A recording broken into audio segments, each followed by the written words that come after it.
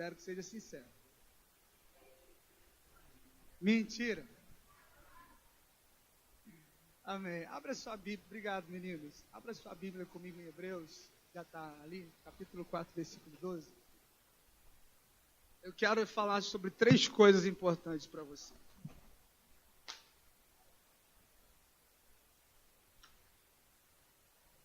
Hebreus, capítulo 4, versículo 12.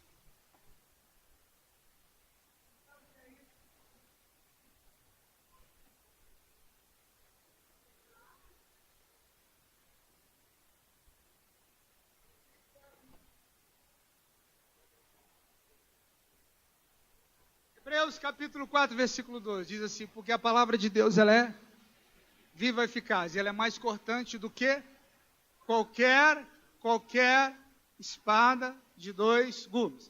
Ela penetra, diz o texto, até o ponto de dividir alma e espírito, juntas e medulas, e ela é apta para discernir os pensamentos e intenções do... Então diga palavra.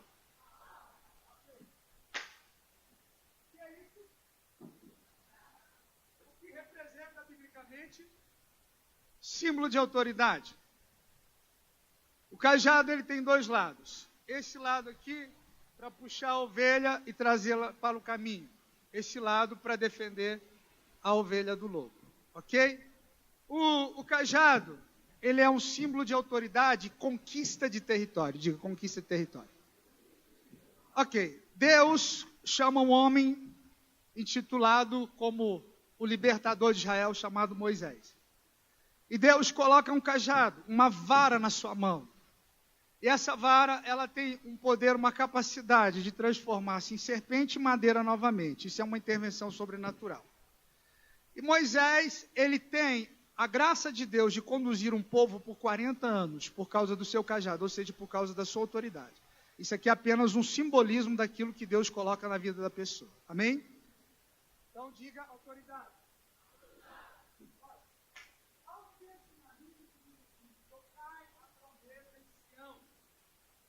Quando fala sobre trombeta, fala sobre chofar. Esse chofar aqui ele é um pouquinho ruim de tocar. Eu tinha um outro que era do Paulo. Esse chofar, ele representa a boca de Deus, o alerta de Deus e o chamado de Deus para algumas coisas. Diga comigo, celebração. Diga comigo, guerra. Diga comigo, juízo. A Bíblia fala sobre o chofar.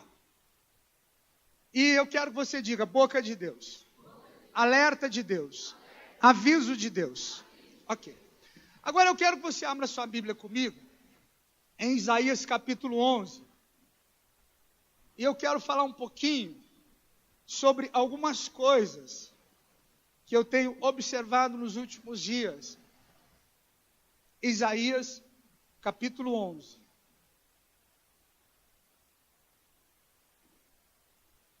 Que eu tenho visto no meio do povo de Deus. Então eu vou lendo o texto, Isaías capítulo 11, diz assim: do tronco de Jessé brotará um rebento, e das suas raízes um renovo frutificará. Repousará sobre ele o Espírito do Senhor, o Espírito de sabedoria, de inteligência, o Espírito de conselho, o espírito de fortaleza, o espírito de conhecimento, o espírito de temor do Senhor. Eu quero que você olhe para o telão, eu quero que você leia para mim. Ótimo. Quantas notas musicais existem? Basicamente, 7. Quantos dias a semana? Por quê?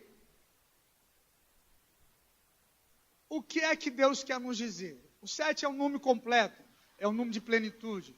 Alguns dizem que é um número perfeito. A Bíblia diz que Deus, ele constrói o mundo, o universo, em 6 dias. Esses 6 dias podem ser 6.000 anos, porque a Bíblia diz que um dia para o Senhor é como 1.000 anos, e 1.000 anos é como um dia. E no 7º, Deus, ele descansa, ou seja, ele cessa a sua obra e a admira. E Deus passa essa obra por um crivo, e Deus vê que tudo que ele fez foi muito bom. Diga, muito bom. Mas nós temos Deus, o Pai, o Filho e o Espírito Santo, mas nós temos 7 Espíritos de Deus. O que significa 7 Espíritos de Deus? Significa que existem 7 manifestações, plenitude, perfeição do Espírito de Deus. Ok, a palavra fala sobre isso. A Bíblia diz que brotará um rebento do tronco de Jessé. Quem é Jessé? Jessé é o pai de um grande rei chamado Davi. E a Bíblia diz que esse rebento, ele vai frutificar. O que é rebento? Você vê, eu coloquei ali o significado. Significa um broto de uma planta. Significa que ela iria germinar e ela iria desabrochar e ela se tornaria uma flor. Eu não sei se você gosta de flores, eu amo flores. Esses dias o Paulo, foi que dia, né, Paulo? Foi sexta-feira? Acho que foi. Nós estávamos conversando, né, Paulo? Futuro genro. E eu falei que gostava de flores. Ele falou, pastor, flor é para fresco. Eu disse, eu não sou fresco, irmão. Então, a Bíblia diz que Jesus iria florescer. Ele iria frutificar. É isso que a Bíblia está falando. A palavra de Deus está dizendo. E quando isso aconteceu? Isso aconteceu 700 anos após essa profecia. Então passaram-se 700 anos, ou seja, o número 7 de novo. Você vê que interessante? Nada acontece por acaso. E a Bíblia fala que essa palavra, essa revelação de Deus, que Jesus, ele teria sobre ele a manifestação completa do Espírito de Deus. Ou seja, Jesus, ele iria mover-se no Espírito do Senhor, no Espírito de sabedoria, no Espírito de entendimento, no Espírito de conselho, no Espírito de fortaleza, no Espírito de conhecimento e no Espírito de temor do Senhor. Agora, nós estamos falando de Jesus. O que podemos aproveitar disso para nós? Então, primeiro, vamos falar sobre o Espírito do Senhor. O que é essa pessoa? Quem é essa pessoa? Normalmente, nos anos 80 e 90, falava-se muito sobre o Espírito Santo. Falou-se muito sobre comunhão, principalmente quando o pastor Benerrim lançou um livro, não sei se você já leu, é um livro muito bom, recomendo. Bom Dia, Espírito Santo. Alguém aqui já leu? Muito bom, excelente livro. Onde ele conta das suas experiências com o Espírito de Deus, fala muita coisa legal. E a Bíblia fala sobre a bênção apostólica. 1 Coríntios capítulo 13, versículo 13, se eu não estou enganado, diz: a graça do Senhor Jesus Cristo, o amor de Deus Pai e a comunhão do Espírito Santo seja com todos vocês. Diga comigo, comunhão. Deixa eu só confirmar aqui. A palavra comunhão, Coríntios, Gálatas, segundo aos Coríntios 13, 13. A palavra comunhão, ela é bem interessante. Ela significa relacionamento e ela significa diálogo. Diga comunhão, relacionamento e diálogo. Só que tem uma coisa bem interessante que nós precisamos entender. Nós não oramos ao Espírito Santo. A oração, ela é feita ao Pai em nome de Jesus. Como a oração é feita? Então, como é que eu vou me relacionar com o Espírito Santo? Como é que eu vou ter comunhão, diálogo com o Espírito Santo? Existem muitas respostas a essa pergunta, ela não é tão fácil de responder, ok? Mas basicamente é assim. Você vai ler a Bíblia, por exemplo, eu não sei se você faz isso. Eu digo assim, Espírito Santo, eu vou ler a Bíblia e o Senhor é autor da Bíblia. O Espírito Santo trouxe inspiração e revelação. Inspiração quando o Espírito Santo, ele fala através do homem. Revelação quando ele fala ao homem. São dois caminhos diferentes. Então, o Senhor é autor da Bíblia, então o Espírito Santo me ensina o que é que o Senhor quis dizer dentro desse contexto aqui. Aí você lê a Bíblia. Você medita na Bíblia. Você relê aquele texto uma vez, duas, três, quantas vezes forem necessárias. E de repente brota uma luz, um entendimento. Esse entendimento, nós cristãos ou evangélicos, nós chamamos esse entendimento de revelação da palavra. Amém ou não amém? Ok. essa revelação, ela é dada pelo Espírito de Deus. Olha para mim, preste atenção. Quando uma pessoa, ela diz assim, pastor, eu já ouvi isso muitas vezes, eu leio, porém eu não entendo. Então significa que ela não está ouvindo o professor, o mestre, o autor da Bíblia. Ela não está ouvindo o Espírito de Deus. O que é que o Espírito de Deus quis dizer, por exemplo? Pegar um texto. Eis que vos dou poder e autoridade para pisar serpentes e escorpiões de toda a força do inimigo e nada, absolutamente nada, vos causará dano algum. O que é que o Espírito de Deus quis dizer nessa palavra de Jesus? Jesus falou, Lucas, que era um médico, registrou essa palavra de Jesus. O que que ele quis dizer? Qual é o nível de autoridade que eu tenho? O que significa poder? O que significa autoridade? Até onde vai o meu alcance? Então, eu preciso entender o que é que o Espírito Santo está dizendo. E o Espírito Santo é uma pessoa muito interessante. Ele é Deus, amém? Porém, o Espírito Santo, ele sempre nos direciona para glorificar a Jesus. Olha que coisa. Ele não traz a glória para si.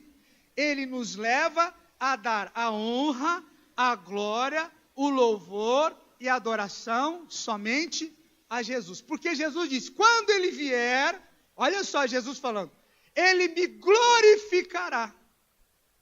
Olha que coisa interessante. Então, o Espírito Santo é uma pessoa, autor da Bíblia, e é o Espírito de Deus que revela o coração do Pai e o coração do Filho. Repito o que eu acabei de dizer. O Espírito de Deus revela o coração do Pai e o coração do Filho. De novo. Mais alto.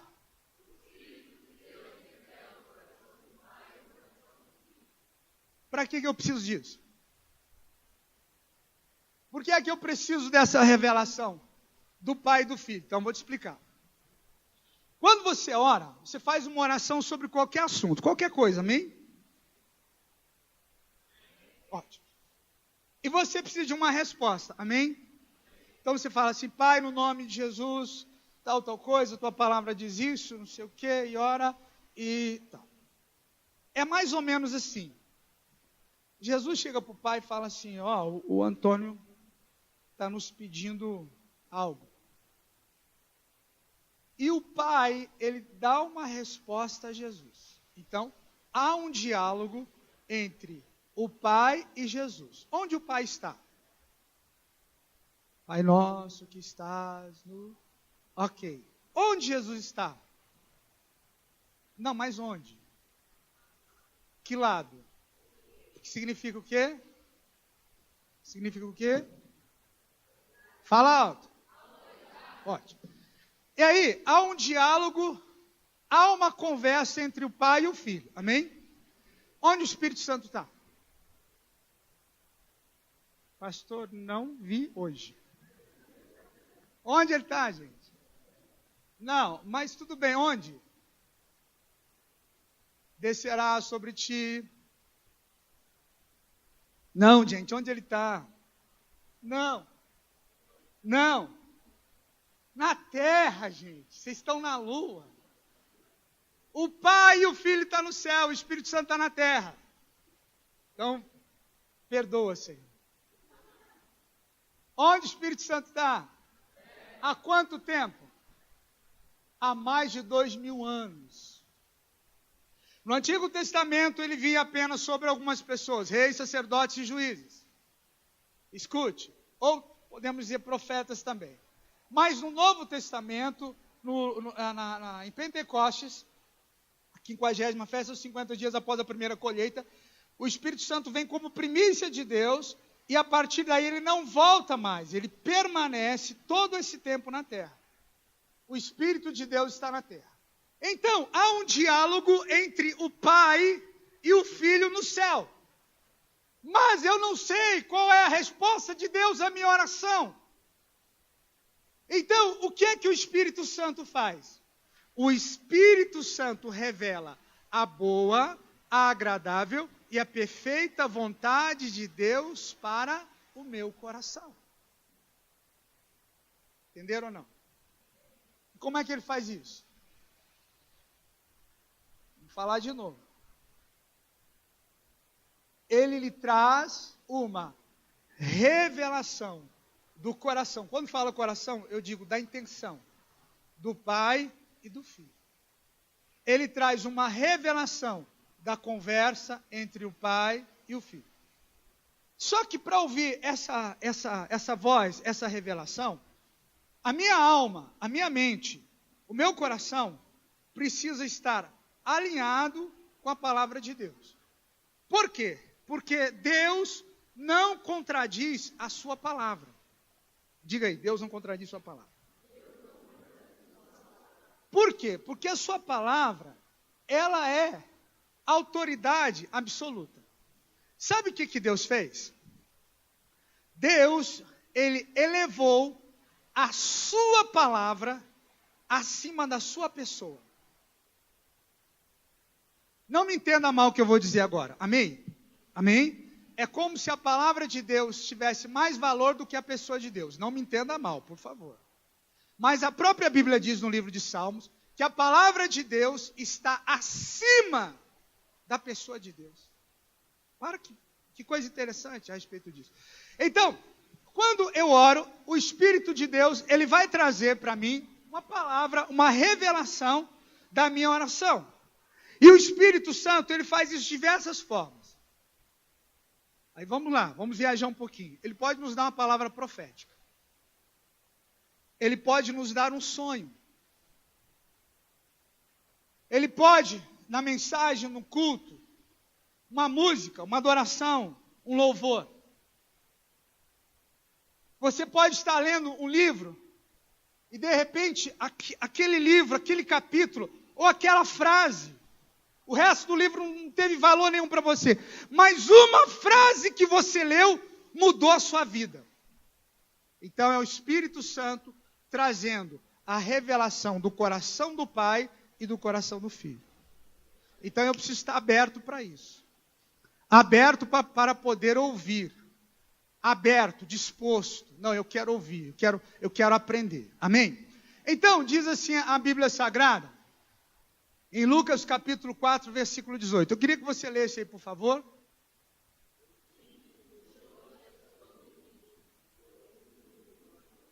Ok, então vocês estão dormindo ainda, mas vamos lá de novo. Leia, bem alto. O Espírito do Senhor... Ótimo. Então, Lucas capítulo 4, versículo 18, diz que o Espírito do Senhor é sobre mim.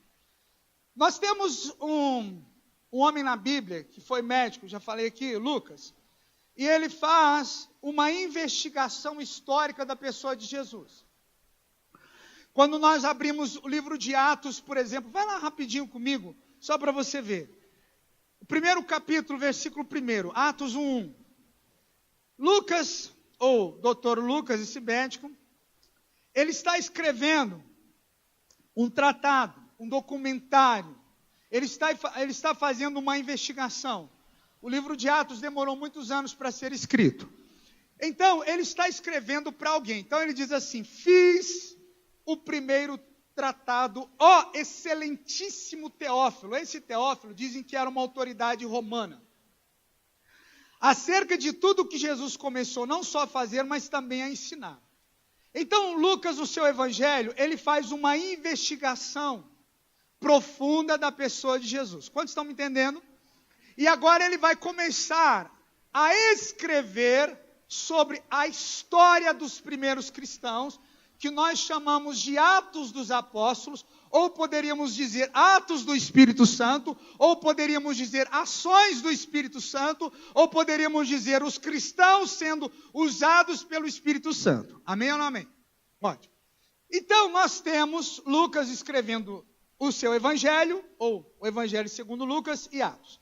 Mas nós temos uma passagem apenas no evangelho de Lucas, de Jesus como menino, estando no meio dos doutores. Quando fala de doutores, eram homens preparados para ensinar as Sagradas Escrituras. Homens que conheciam a Torá, ou seja, os 5 livros da Bíblia, os 5 primeiros livros, o Pentateuco, homens que conheciam os profetas, homens que tinham conhecimento profundo da palavra de Deus, e Jesus está discutindo e conversando com eles.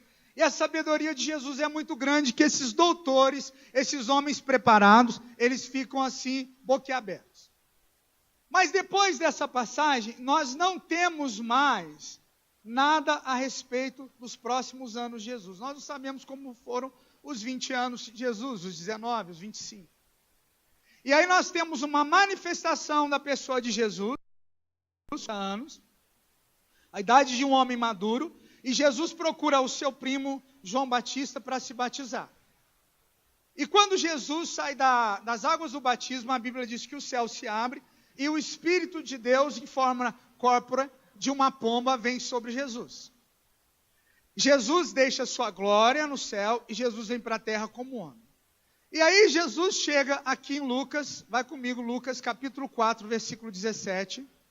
E Jesus está na sinagoga, ele tinha o costume de estar na igreja, ele tinha o costume de congregar, ele tinha o costume de ler a Bíblia. Lucas capítulo 4, versículo 17. Jesus, nesse período em que a história não conta nada a respeito dele, ele trabalhou com seu pai. Ele, por ser primogênito, filho mais velho, ajudou sua mãe a criar os seus irmãos. O pai faleceu, morreu. A Bíblia não diz em que tempo foi isso. E Jesus era o carpinteiro de Nazaré. Acharam Lucas capítulo 4? Versículo 17. Foi-lhe dado o livro do profeta Isaías. Ao abrir o livro, achou o lugar onde estava escrito.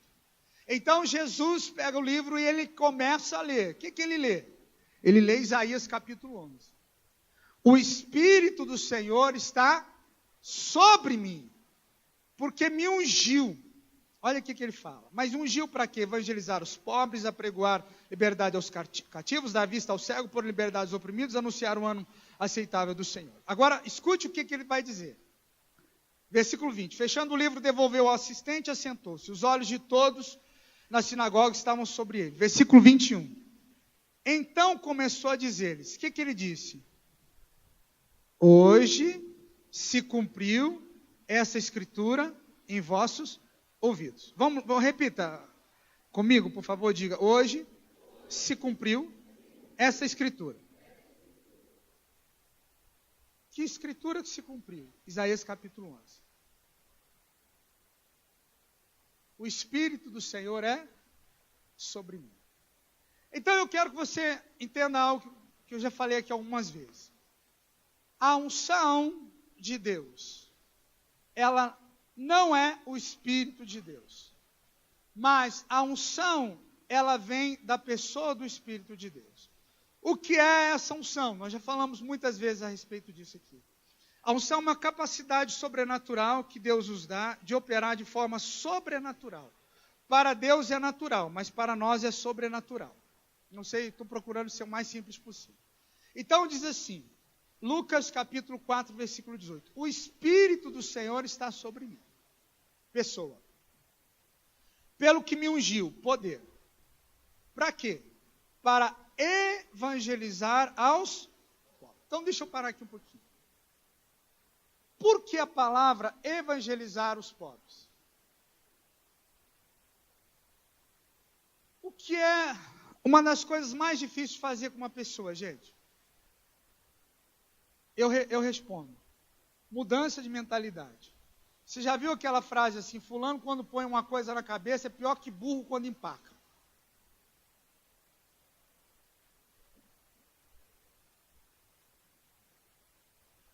Não vai. Desculpa a comparação, não estou chamando de gente burro. Mas só para você entender. A mudança de mentalidade é uma das coisas mais difíceis que um pai, uma mãe, um pastor, um médico, uma autoridade, um professor na faculdade, na escola. É uma das coisas mais difíceis de você levar o aluno, a pessoa a pensar, a raciocinar. E para isso, evangelizar significa ganhar aquela pessoa para Jesus e mudar a sua vida, mudar a sua mentalidade. Então, a Bíblia diz que a unção de Deus, ela nos capacita a mudar vidas. Repito o que eu acabei de dizer. A unção de Deus nos capacita a mudar vidas. Mas para isso, eu preciso ter essa unção de Deus.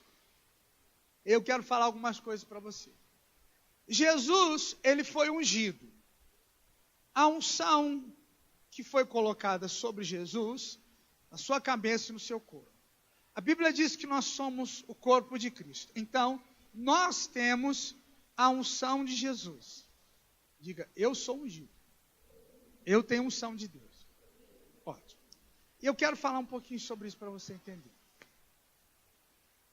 Essa unção, ela precisa dar para nós isso aí, ó. Espírito de... Isso é uma frase da Joyce Meyer que eu achei muito interessante. Joyce Meyer diz assim: peça a Deus para encher a sua boca com as palavras que você precisa dizer hoje. Nenhuma questão é tão pequena que não requer sabedoria de Deus. Joyce Meyer.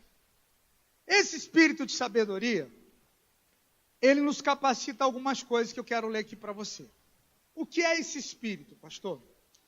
É uma manifestação do Espírito Santo a qual nos ensina, diga comigo, pensar bem e agir bem em qualquer empreendimento realizado, seja no secular ou espiritual.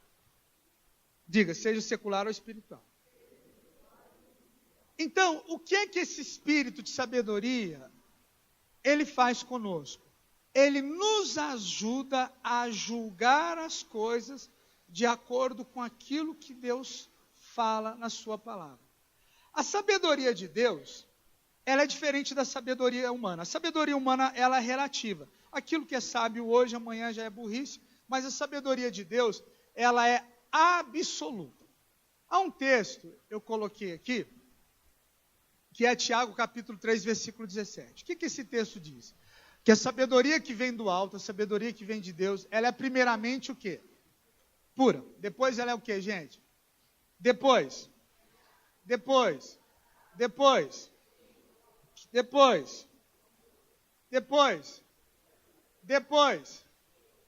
Tiago capítulo 1, versículo 5. Se algum de vós tem falta de sabedoria, faça o quê? Peça a Deus. Então vamos lá rapidinho. É muita coisa para a gente falar, mas eu quero falar rapidinho aqui. Primeiro, essa sabedoria, ela vem do alto, ou seja, ela vem de Deus. Segundo, essa sabedoria, ela é pura, ela não é contaminada, é uma sabedoria sem defeito. Depois, a Bíblia diz que essa sabedoria, ela é pacífica, ou seja, ela é uma sabedoria que não é contenciosa, nem briguenta, nem facciosa, nem parcial, nem beligerante, ou seja, dada a guerra, a briga. Você já teve assim a impressão, quando alguém te conta uma história, assim, ó, uma cidade, havia um sábio. Como é que você pensa num sábio? Qual que é a visão que você tem de um sábio?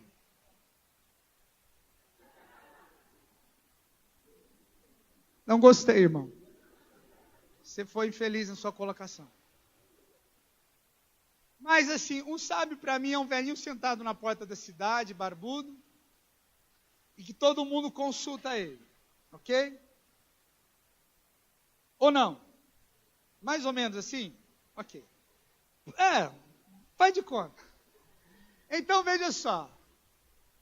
A sabedoria que vem de Deus, ela é pacífica. O que significa o quê? Não se briga por causa de Bíblia, de igreja, de evangelho.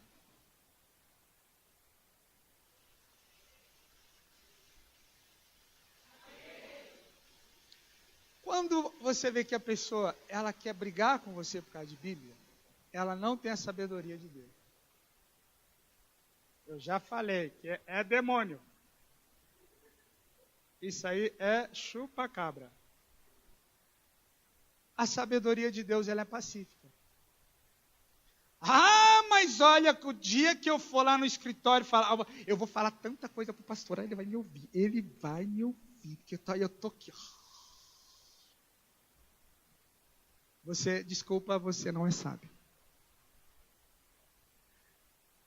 O que mais que a sabedoria de Deus é? Ela é indulgente, ou seja, cheia de consideração e moderada. Ela é tratável. Tratável significa facilmente persuadido, contrário de obstinado. Ela é cheia de misericórdia, é o princípio do amor cristão. Ela é de bons frutos, boas obras, ela é imparcial. Ela não é dividida, uma hora pensa uma coisa, outra hora pensa outra. É isso que a Bíblia está falando para nós. Ela é sem fingimento, ela é sincera. A sabedoria humana, ela é terrena, ela é animal, ela é demoníaca, é diferente.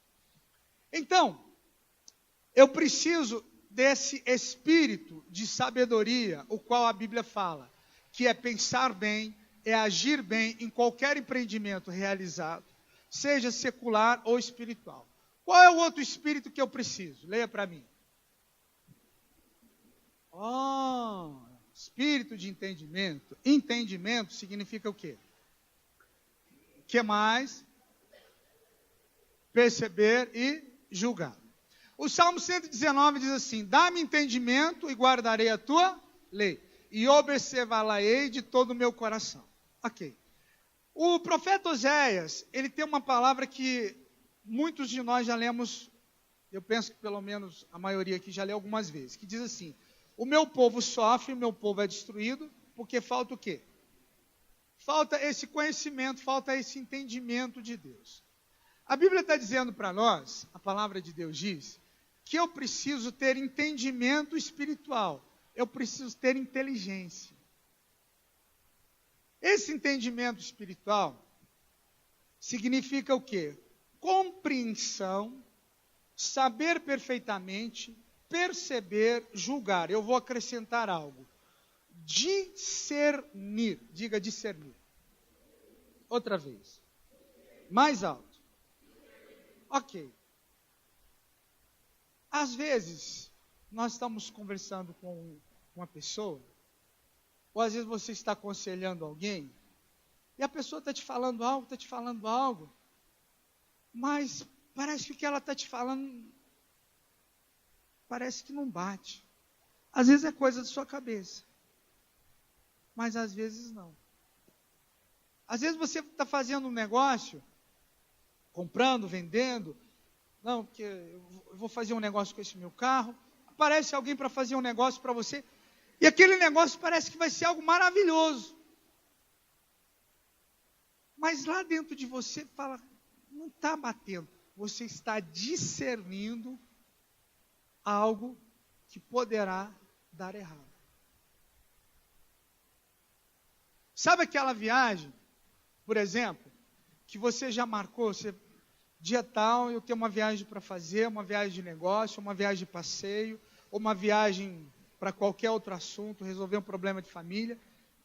Mas toda vez que você pensa naquela viagem, parece seu coração, o seu espírito, parece que tem um sinal vermelho.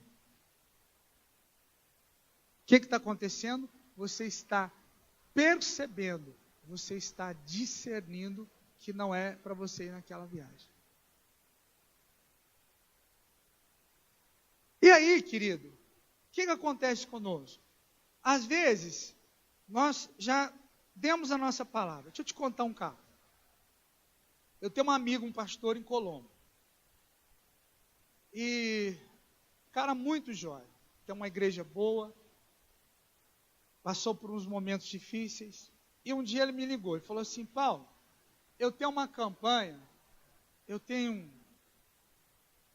São alguns dias, um compromisso. Numa igreja tal. Descendo de Colombo, indo acho que para Santa Catarina, ou não sei. E ele me ligou.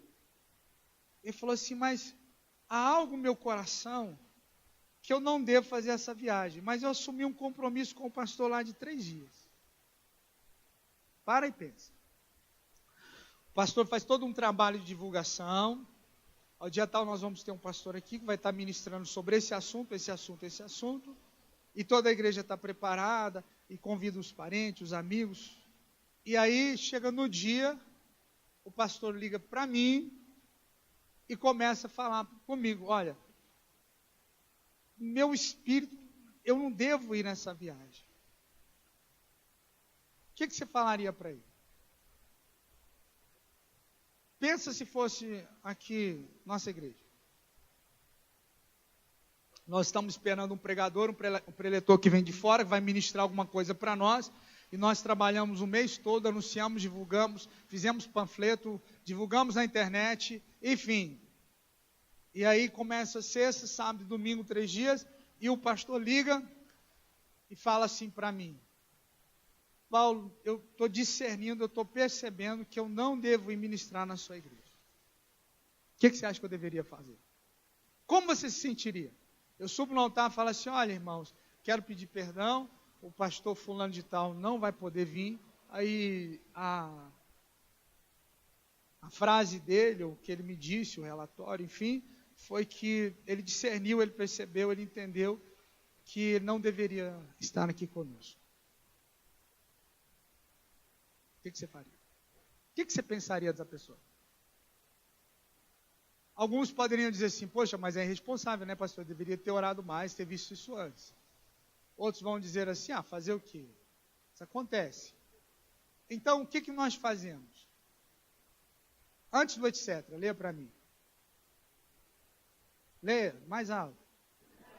O que nós fazemos? Nós julgamos. Mas nós podemos julgar? Sim, desde que seja baseado aqui. Então, essas coisas acontecem. E se eu não tiver entendimento, eu vou julgar a pessoa de maneira errada.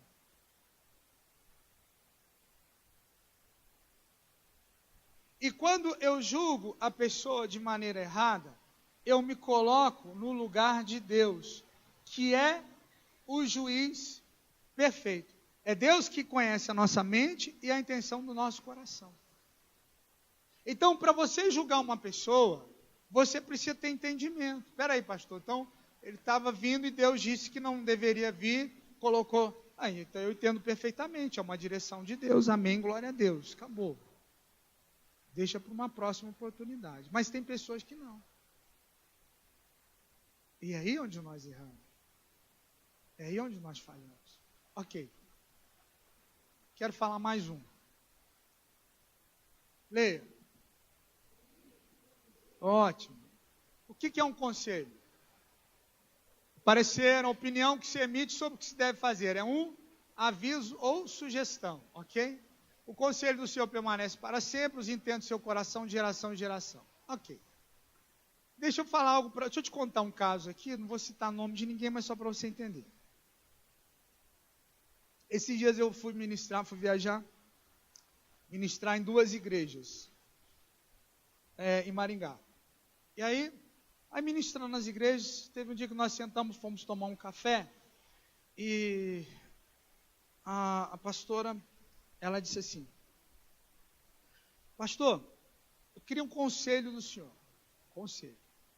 Pois não. Nós vivemos muitos anos fora. Eles têm 2 filhos, um é casado, mora em Minas Gerais, pastor Wagner. É cantor, é músico, ministro, a esposa também, tem alguns CDs gravados. O outro menino, que é o Lucas, é um garoto jovem, ele fala melhor inglês do que português, que ele morou muitos anos nos Estados Unidos e na Inglaterra. Olha para mim, gente, depois vocês namoram. Ok? E às vezes ele fala palavras que a mãe até tem que corrigir. Filho, essa palavra não existe em português. Menino inteligentíssimo. Ficou 3 anos no Nepal. Ele começou a contar a história para mim das meninas, das crianças de 6, 7 anos que são vendidas como escravas sexuais. Eu comecei a chorar, segurando ali e tal. Eu falei: meu filho, para de contar isso. Ele ficou alguns anos no Nepal e falou: pastor, lá nós temos as casas, são algumas casas que tem cerca de 200 meninas, que é um trabalho missionário brasileiro. E a maioria dessas meninas, elas são vendidas. E quando elas chegam na casa e elas veem um homem, sexo masculino, elas se escondem, elas ficam com medo, elas não chegam perto. Porque para elas todo homem é um agressor, é um estuprador. E ele me contando as histórias, eu falei: Lucas, você tem que fazer o seguinte, você tem que fazer um seminário sobre isso aí, e uma hora eu quero levar você na igreja para você contar essas suas experiências. E eles moraram alguns anos nos Estados Unidos, depois foram para a Inglaterra. Ele fala fluentemente inglês. Foi o que eu disse, ele fala melhor inglês do que português devido a alguns anos. E contando aqui rapidamente a história para você, sentamos na mesa tomar um café, a esposa, a pastora Lu, com o pastor Wagner, começamos a conversar. Ela disse assim: olha, meu marido tem essa igreja já faz alguns anos, ok? E ela é líder da Open Mulheres de Maringá. Todo mês ela tem uma reunião de 150 a 200 mulheres. Ela, como líder, põe muito pastor no bolso.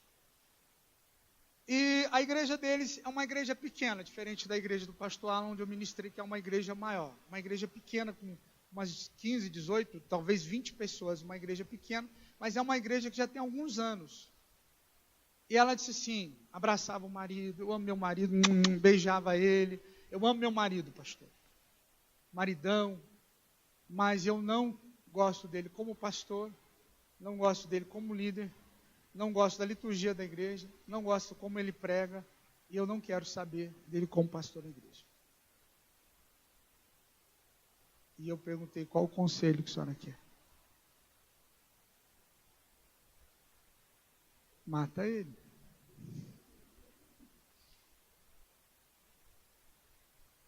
Para e pensa. Amo o marido, amo os filhos, mas não gosto dele como pastor, não gosta da mensagem dele, não gosta da igreja dele, não quer estar perto dele como pastor. É um psicólogo. Que conselho que você daria? São situações assim que nós enfrentamos. Que você não tem uma palavra.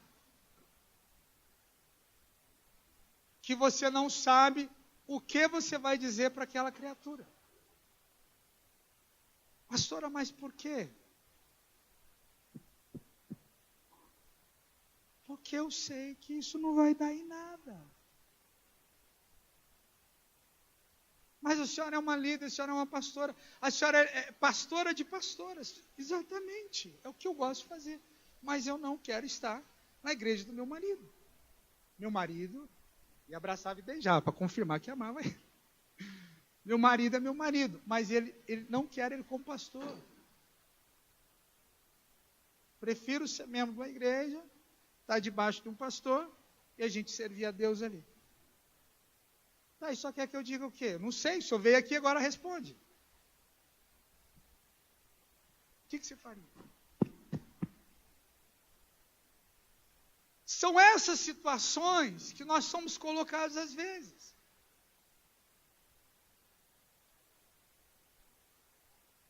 Um homem carregando sozinho uma igreja nas costas.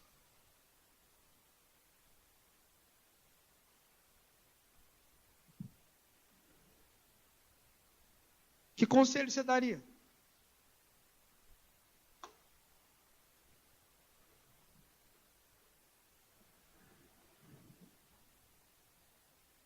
O conselho do Senhor permanece para os intentos do seu coração de geração em geração. Eu estou te dando aqui um exemplo. Eu dei um conselho? Dei uma palavra? Dei. Vai servir? Não sei. Mas fica a dica para você. Pensa no que eu te falei. Se você tiver um conselho depois do culto, você me procura. Estarei ali esperando. Ok, vamos lá. Mais um para a gente terminar. O que te lembra isso? Hoje de manhã falaram Sansão. Falei, não é Sansão, gente.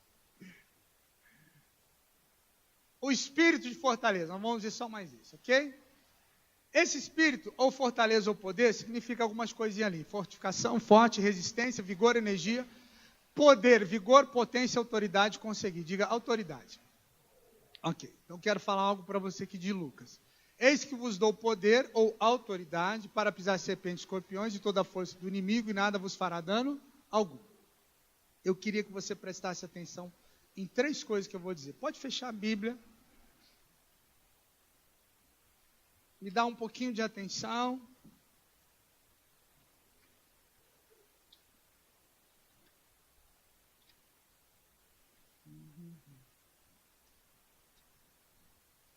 Eu quero falar sobre 3 coisas: força, poder e autoridade.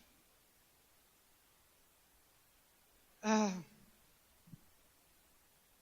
Bíblia fala, deixa eu lembrar os versículos para não errar. A Bíblia fala, em Marcos capítulo 16, Jesus disse: ide por todo mundo e pregar o evangelho a toda criatura. Quem crer e for batizado será salvo, mas quem não crer será condenado. Em meu nome expulsarão demônios. Demônios são seres inteligentes, os quais eles têm um tipo de força e violência. Porém, eles não têm poder no sentido de Deus. Anjos caídos são seres mais inteligentes do que os demônios, uma raça diferente. Porém, eles têm um certo tipo de poder. Então, quero dar um exemplo aqui bíblico para você. A Bíblia diz que Jesus está em um barco e Jesus resolve passar para o outro lado, nesse lago, ou lago da Galileia, ou o mar da Galileia. E Jesus deita e Jesus dorme. E começa-se uma tempestade no mar. Então nós vemos que Satanás, ou algum tipo de anjo caído, ele tem acesso às leis da natureza. Ele sabe mexer com as leis da natureza. Então eles têm um certo poder. Força, poder e autoridade. Autoridade está ligado mais à questão de território. Então vamos melhorar isso para você entender. Quem tem autoridade sobre o nosso país, primeiramente? Presidente da República, concorda? Depois nós temos senadores, deputados federais, estaduais, temos os governadores do estado. É uma hierarquia, são um caminho. Para você poder entender o que eu quero dizer. Quem tem mais autoridade? O prefeito da nossa cidade ou o presidente da República? Pergunta fácil de responder, ok? Então, a minha pergunta para você é: até onde vai a sua autoridade? Ou seja, qual é o seu limite de ação? Até onde você tem autoridade no mundo espiritual? Vamos melhorar isso para você poder entender. Vamos supor que você acorda uma manhã inspirado, animado, e você diz assim: olha, eu vou comprar uma lata, uns 20 litros de azeite, ou um barril, alguma coisa, eu vou sair ungindo essa cidade, eu vou lutar contra esse espírito das águas chamado Leviatã, eu vou me levantar contra todo tipo de violência nessa cidade, prostituição, droga, tráfico, e eu vou sair ungindo essa cidade com azeite. E você acordou nessa manhã muito inspirado e você resolve comprar esse azeite e você resolve fazer uma guerra espiritual, uma batalha espiritual, atos proféticos nas entradas da cidade, nos trevos da cidade, e você vai sozinho. Você é uma irmã jovem de 22 anos e tal, e você põe aquele galão, aquela lata, faz um furinho e vai marchando e fala: essa terra é de Jeová, aleluia. Parece besta esse exemplo. Mas já contei um caso aqui. No México, um pastor de uma grande igreja resolve fazer isso sozinho. Se eu não me engano, é numa cidade chamada Ciudad Juárez, ou seja, Cidade Juarez. E uma igreja dele de 2.000 pessoas, ele resolve sair ungindo, porque tráfico, morte, assassinato era coisa comum, droga, violência, que você possa imaginar. E ele faz isso. Em 40 dias, ele simplesmente estava morto. Vamos de novo. Lembre-se, prefeito da cidade, nível de autoridade. Presidente da República, outro nível. No nível pessoal, diga nível pessoal, você tem autoridade absoluta. Diga, autoridade absoluta. No nível territorial, não.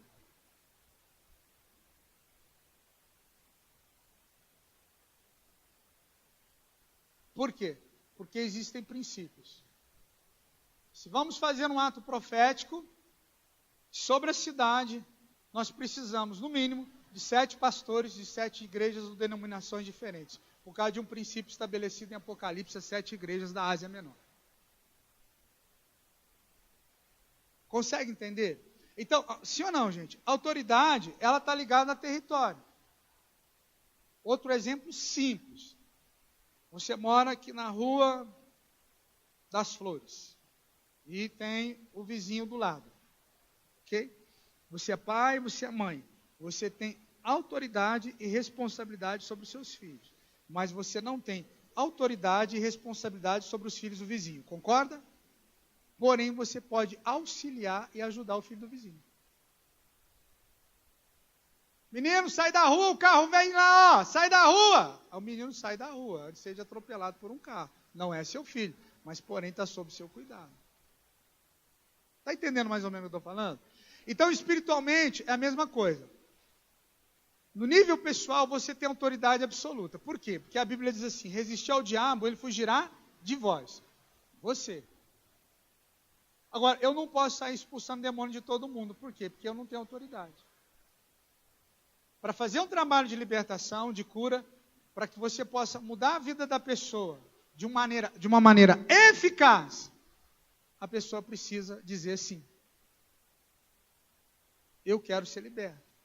Eu quero ter uma vida mudada, uma vida transformada. Então, quando nós falamos desse espírito aqui, o espírito de força ou de fortaleza, ele está ligado à autoridade que Deus nos dá. Agora, eu quero fazer uma pergunta rapidinho para a gente poder encerrar. Por que é que Davi teve força, autoridade, capacidade de matar Golias? Lembra? Pensa. Menino, você já pode subir aqui, vamos lá? Pensa. Aí você vai entender o que eu estou falando para você. Por que Davi teve condições, força, poder de Deus para matar esse gigante?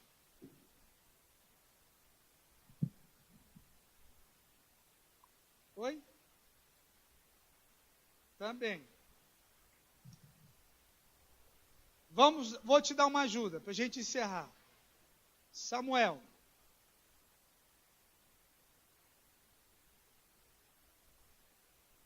Também, tá, é por aí. Samuel.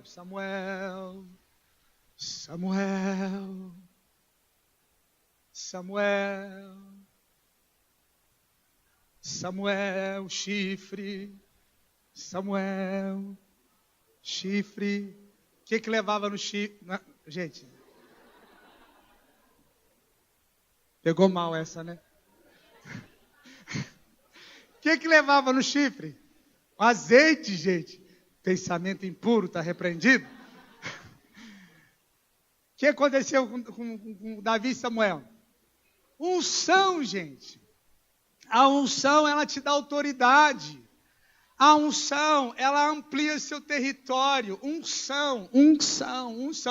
Por isso que Davi conseguiu. Tá, mas espera aí. Qual foi a unção que Davi recebeu? Não, unção de rei.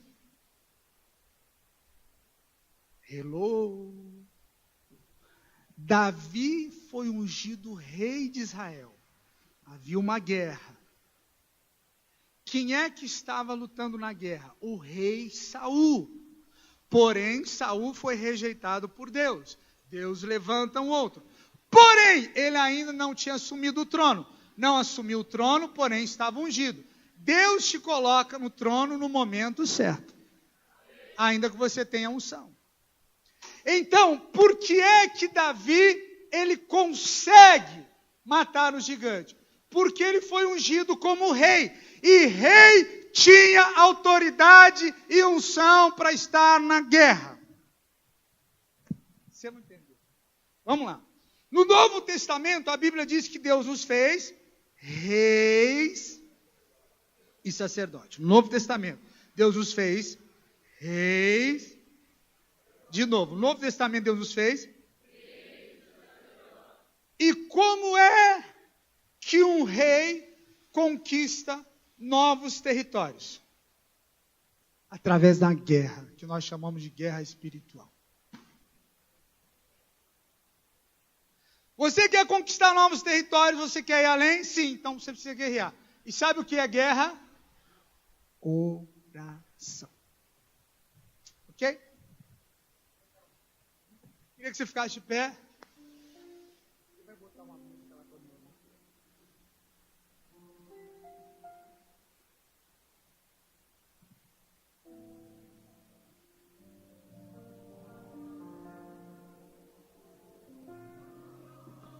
Solta aí na frente para mim.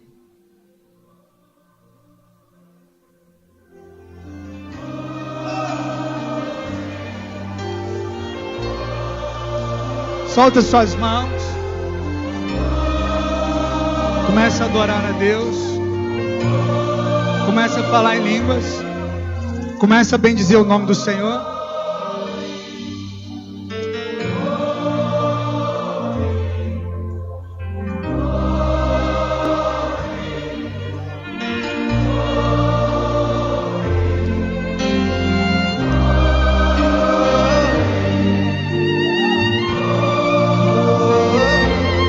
Vai adorando.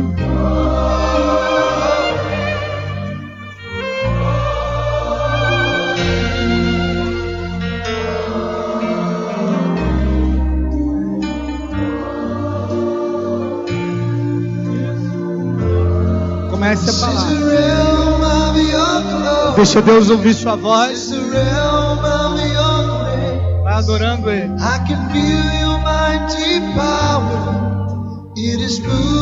Deixa o Espírito de Deus usar a sua boca.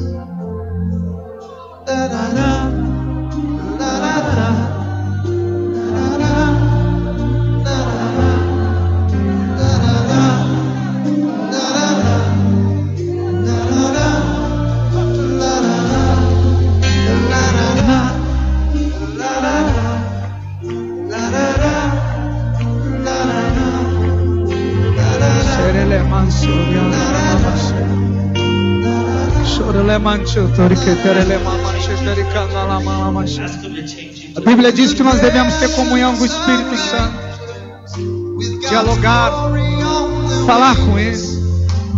A Bíblia diz que Ele nos leva a adorar ao Pai, Ele nos leva a glorificar o nome de Jesus. Ele é santo. Solta sua voz. Santo, santo. Solta sua voz e deixa Deus ouvir. Santo, Senhor.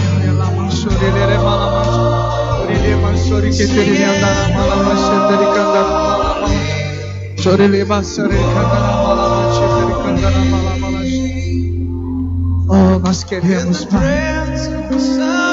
Queremos a tua unção.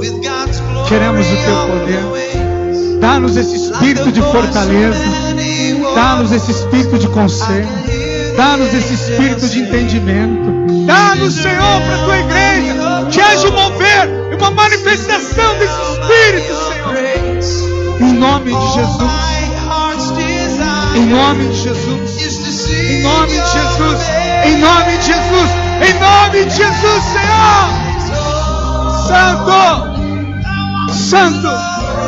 Santo, santo. Digno. Digno. Glória ao teu nome. Glória ao teu nome.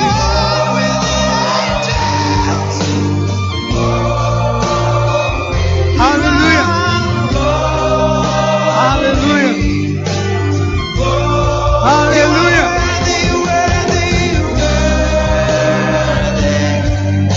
Aleluia. Dá-nos, Senhor, desse Espírito, Pai. Traz avivamento ao teu povo, à tua igreja. Traz, Senhor. Levanta sua voz. Levanta suas mãos e adora a Ele. Ele é santo. Show us your glory.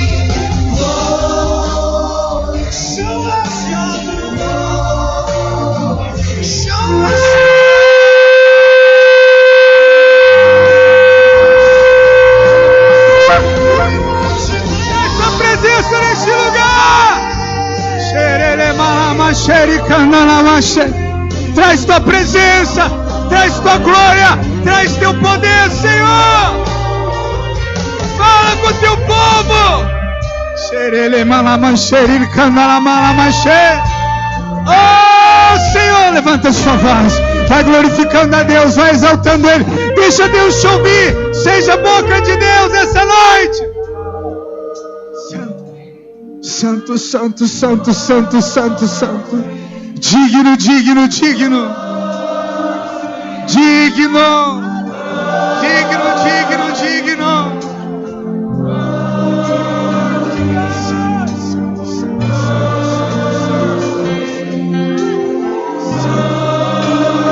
Santo, santo, santo, santo.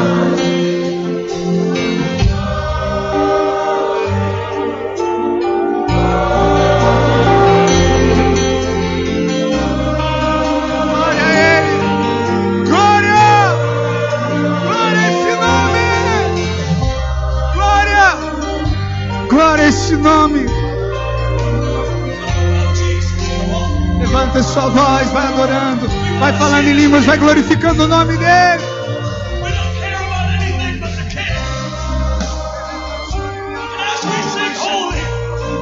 Esse Jesus que tem poder, esse nome que tem autoridade nos céus, na terra e debaixo da terra. Glória a Ele.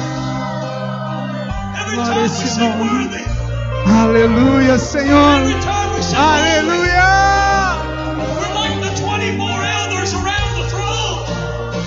Oh. And the angels are bringing the throne of God into the room because the people don't want to see a man, and we don't care about a name. All we want is Jesus. All we want is Jesus. Vai orando em línguas, vai orando, vai orando.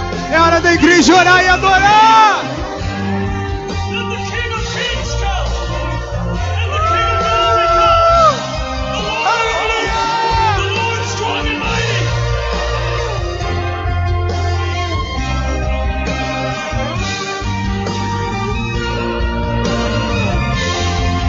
Aviva a tua igreja, Senhor!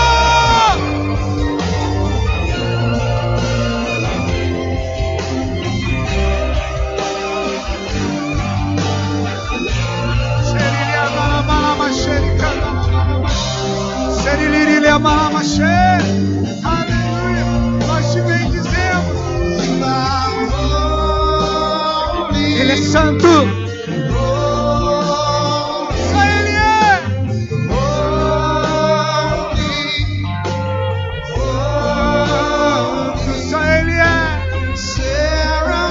Tu és santo, santo. Só tu és digno de receber a honra, a glória, o louvor e a adoração. Sim, Senhor.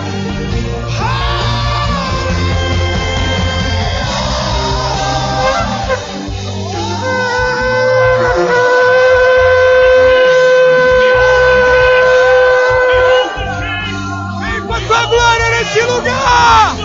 Vem com a tua glória nesse lugar, Senhor.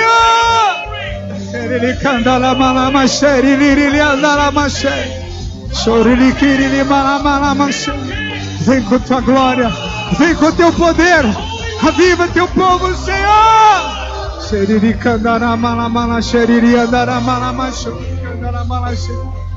Ministra o teu povo, ministra a tua igreja, ministra a tua igreja, Senhor.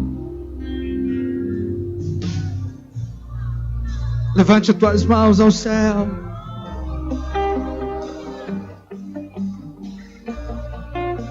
A Ele somente. Ao nome de Jesus. Nome precioso. Nome grandioso. Nome que tem poder. Nos céus, na terra e debaixo da terra. A Ele somente, a Ele a honra. A Ele somente, a Ele a glória. A Ele somente, a Ele o louvor. A Ele somente, a Ele a adoração. A Ele somente, a Ele o reconhecimento. Nós glorificamos a Ti e nós bendizemos a Ti. Bendizemos a Ti. Bendizemos a Ti. Bendizemos a Ti. Bendizemos a Ti, Jesus. Aleluia. Diga comigo: a Ele honra, glória, louvor e adoração pelos séculos dos séculos. Amém, e amém, e amém.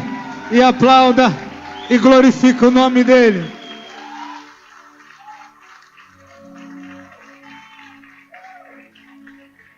Aleluia. Eu quero ler um texto da Bíblia. Examine-se o homem a si mesmo antes de comer deste pão e beber desse cálice. Pois o que come e bebe indignamente, come e bebe para a sua própria condenação, não discernindo o corpo do Senhor. Por causa disso, há entre vós muitos fracos e doentes e muitos que dormem. A Bíblia fala sobre o corpo de Jesus. No corpo de Jesus foram levadas nossas dores, nossas doenças, nossas enfermidades. A Bíblia fala que o sangue de Jesus foi derramado por nós. O sangue nos lava, nos purifica de todo o pecado. Sobre o seu corpo foram colocados os nossos pecados. Quando nós recebemos a Jesus, Deus não olha para nós com condenação. Deus olha para nós com perdão e misericórdia, porque nós estamos em Cristo. Nós vamos participar do corpo e do sangue do Senhor. Nas laterais, você pegue o pão, pegue o cálice, volta para o seu lugar, espere e nós vamos participar todos juntos. Posso ouvir um amém? Ok, então saia do seu lugar, vamos cantar.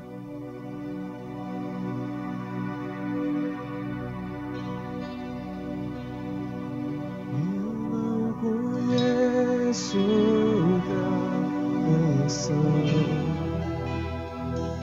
que me descreva em perfeição.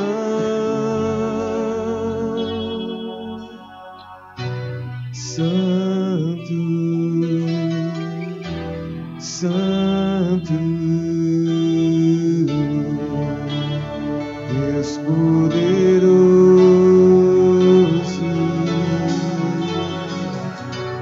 Santo, Santo, Deus poderoso.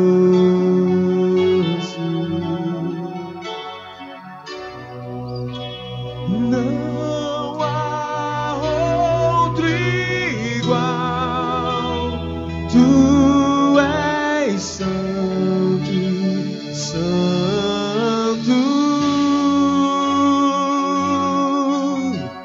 Não há outro igual. Tu és santo, santo.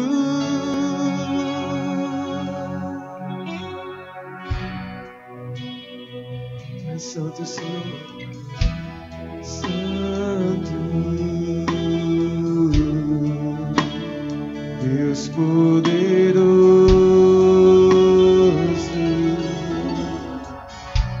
Santo, Santo, Deus poderoso.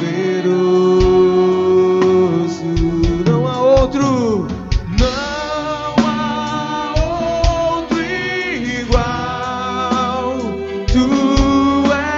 Santo, Santo, não há outro igual. Tu és santo, santo, não há outro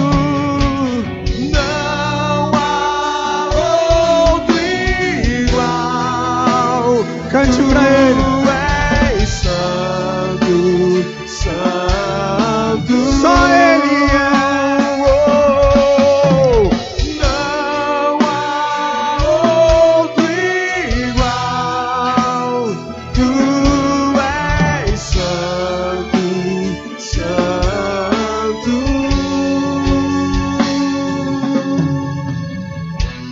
santo,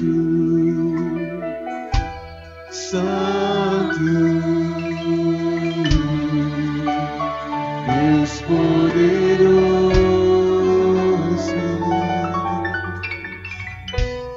Santo,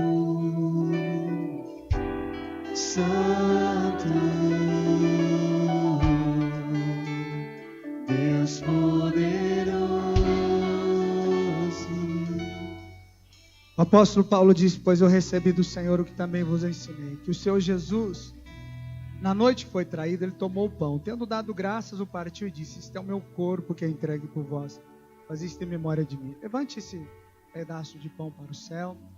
É um pão sem fermento, representa o corpo de Jesus sem pecado. O único pecado que estava no corpo dele eram os nossos pecados. Amém? Pai, nós damos graças a Ti, no precioso nome de Jesus. Identificamos, Senhor Deus, nesse momento, com o Senhor naquela cruz. A Bíblia diz que, assim como nós morremos com Cristo, com Ele também nós ressuscitaremos. E eu dou graças a Ti, pela oportunidade de participar do corpo e do sangue do Senhor, no precioso nome de Jesus. Coma do pão, todos vocês.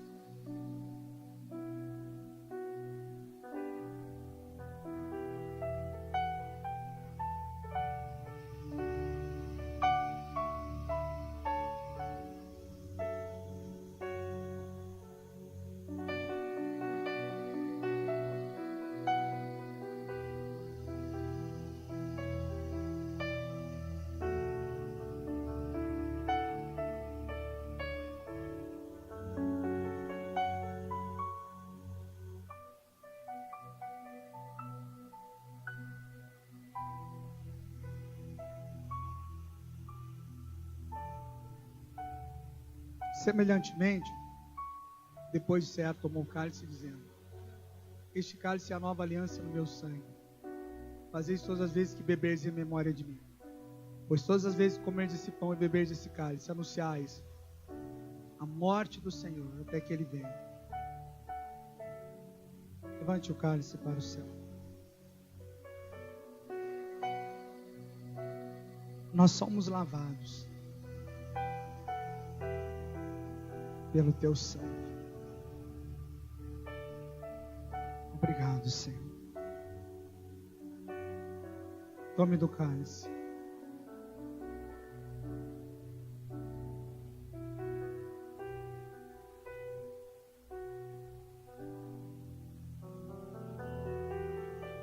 Deixe o cálice sobre o banco.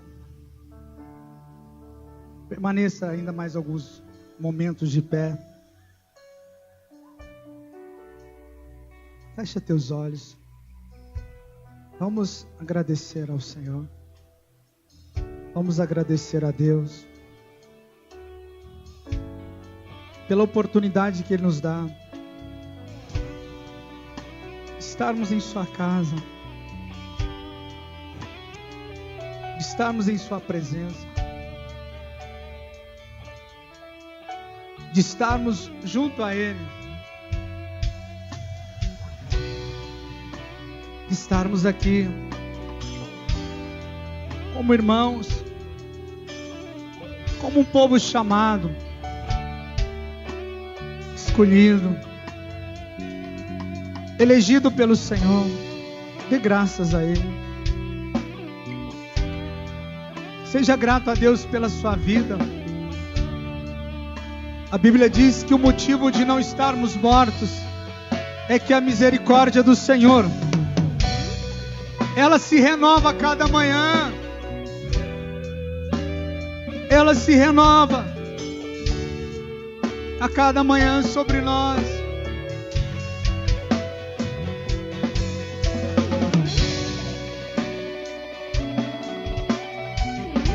Aleluia. Aleluia. Como é bom estarmos aqui, Senhor, te louvando, te bendizendo, exaltando o Teu nome nesta noite, no nome de Jesus. Poderoso, não há outro, não há outro igual. Cante pra Ele. Tu és santo, santo. Oh, diga pra Ele. Não há outro igual. Tu és santo, santo. Não há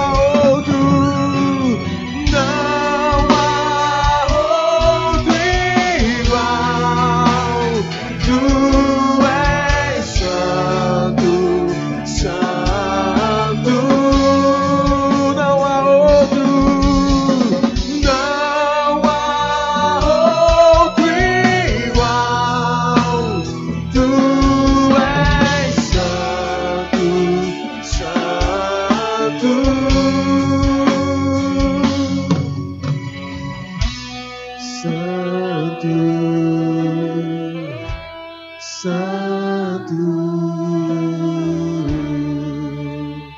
Deus poderoso,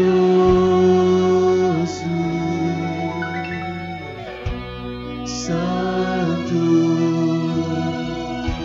Santo, Deus poderoso. A Ele honra, glória, louvor e adoração pelos séculos dos séculos. Dê um aplauso forte ao Senhor. Aleluia.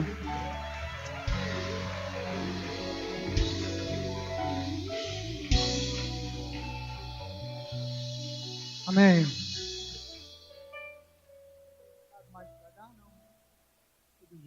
Então tá.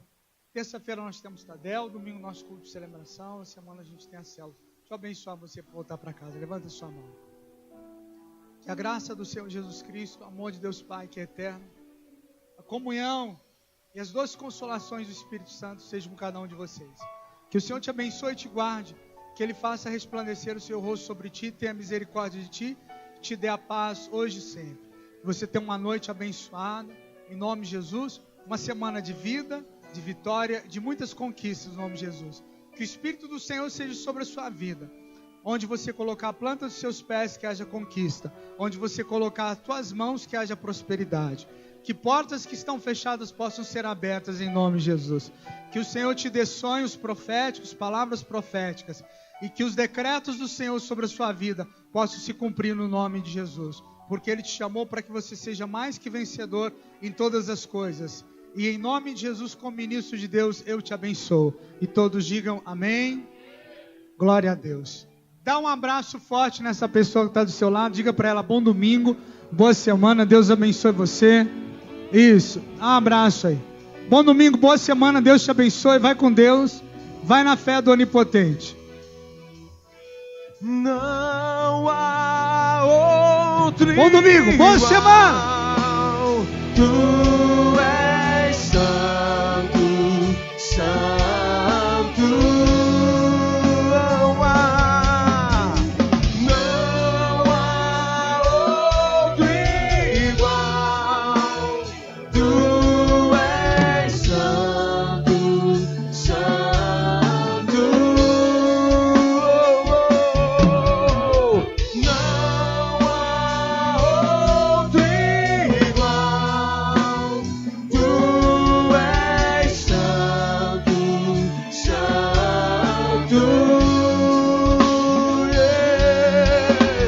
Não há outro igual. Tu és santo, santo.